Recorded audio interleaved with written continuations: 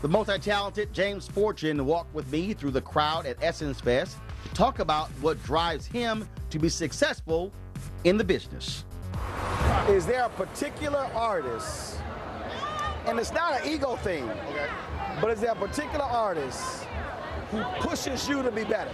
Who, in terms of when you watch them, when you hear them, and you might be on the stage with them, that you said, I ain't hating, but that person is pushing to make me better.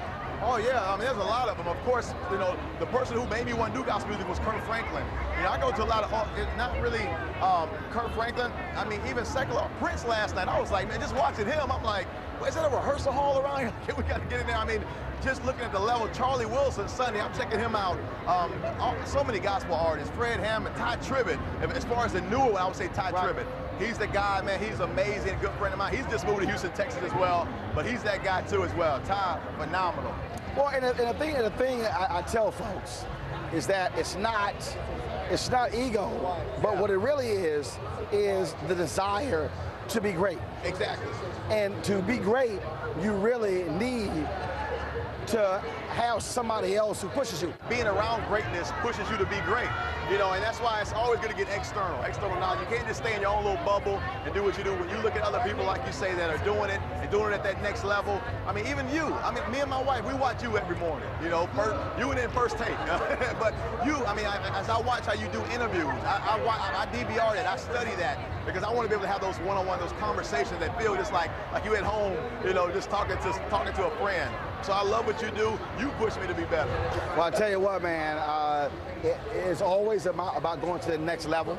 And I think that if anybody, I tell people all the time, young folks ask me all the time, they say, I want to do this, I want to do that. I always tell them, you got to have a work ethic.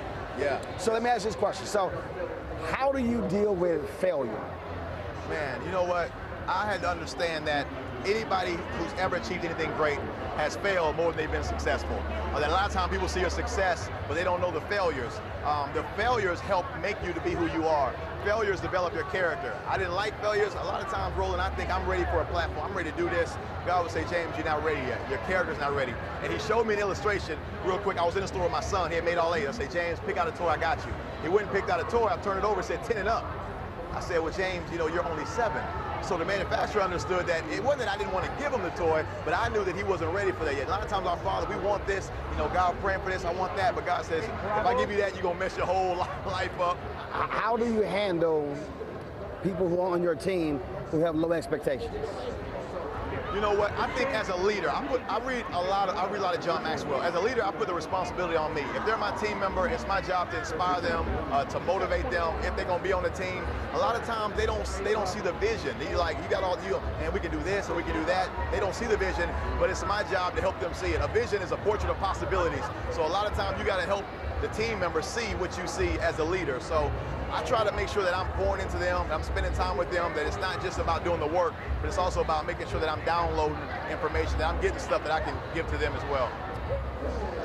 A lot of people say, I want to do this, this, this. I always say, the real question though, is it in God's will for you? Yeah, wow. And there are a lot of people who say, I want to be a huge gospel artist, but that might not be what God has for you. Yeah, it might not be, and it's frustrating because, you know, even me, a lot of people see where I'm going to come up to me, you know, Jay, how can I get out there? How can I get on this stage? And that's true. You have to make sure that you're in your purpose, that you're in your will. You can see what somebody else is doing. It could be like, wow, I want to do what Roland's doing. I want to do what Jay, I want to do what Steve Harvey's doing. But you got to make sure that you're in your purpose, because what happens is you get frustrated because you're trying to do something that God hasn't shaped you to do.